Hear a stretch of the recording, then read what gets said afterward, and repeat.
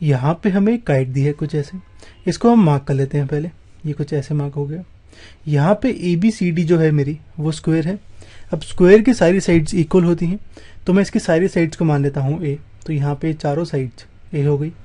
इसका diagonal given है 32 centimetre.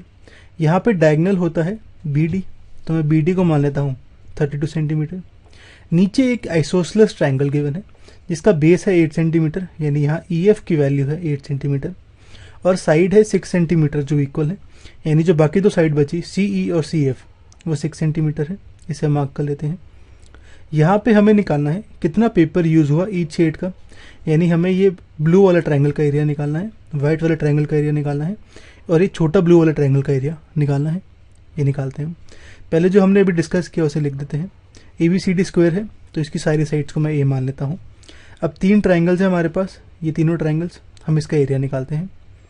सबसे पहले हम ट्रायंगल ए बी डी की बात करते हैं। ये ऊपर ब्लू वाला ट्रायंगल, इस ट्रायंगल की साइड्स हैं ए और 32 सेंटीमीटर। तो यहाँ पे हम पहले ए निकालते हैं। ए निकालने के लिए मुझे पता है स्क्वायर की सारे एंगल्स 90 डिग्री होते हैं, तो ये वाला एंगल ए ये 90 डिग्री होगा, यानी एंगल बी ए डी ये 90 डिग्री है। तो यहाँ पे हम पाइथागोरस थ्योरम यूज़ करते हैं।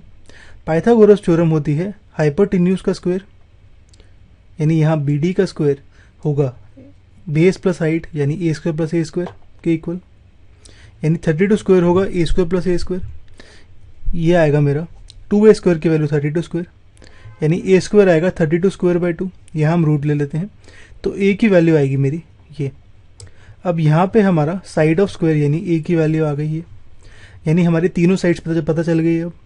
लेकिन अब हम यहाँ पे हीरोस फॉर्मूला से नहीं करेंगे सॉल्व, क्योंकि हमारा बहुत डिफिकल्ट हो जाएगा सॉल्व करना।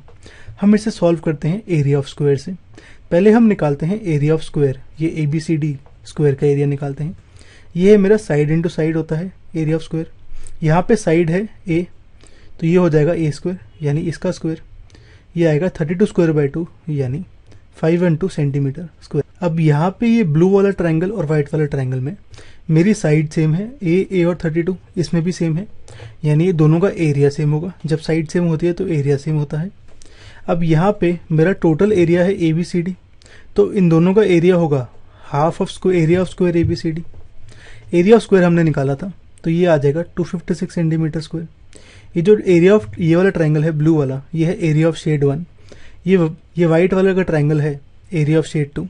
तो area of shade 1 equal to area of shade 2 आ गया मेरा 256 सेंटीमीटर स्क्वायर। अब हम ये छोटा वाला ट्रायंगल है यानी ट्रायंगल सी ई एफ, इसका एरिया निकालते हैं। हमें तीनों साइड पता है, तो हम फॉर्मूला यूज़ करते हैं हीरोस फॉर्मूला, जो कि होता है ये। यहाँ एस होता है मेरा semi perimeter, A B C होती है साइड्स ऑफ ट्रायंगल। यहाँ साइड्स हैं 6, 8 और 6, तो ए को मान लेता हूँ 6, बी को 8 और सी को 6। एस का फॉर्मूला होता है A plus B plus C by 2, यानी 20/2 यानी 10। तो यहाँ ए बी सी और एस आ गया। मैं इस एरिया ऑफ ट्रायंगल के फॉर्मूले में पुट करता हूँ, ये कुछ ऐसे आ जाएगा। यहाँ 10 को लिखता हूँ 5 × 2, तो यहाँ 2 2 बारी आ रहा है, 4 2 बारी, तो ये 2 का स्क्वायर 4 का स्क्वायर बन जाएगा, और एक 5 अलग। रूट अलग अलग करते हैं हम। यहाँ रूट का स्क्वायर हो रहा है तो रूट हट जाएगा, बचेगा 4। ऐसे यहाँ 2 बचेगा, यहाँ √5, तो ये आ जाएगा 8√5 सेंटीमीटर स्क्वायर। √5 की वैल्यू होती है 2.24, तो इसकी वैल्यू आ जाएगी, एरिया आ जाएगा 17.92। तो हमारा area of triangle C E F आ गया 17.92, यानी थर्ड शेड का एरिया आ गया मेरा इतना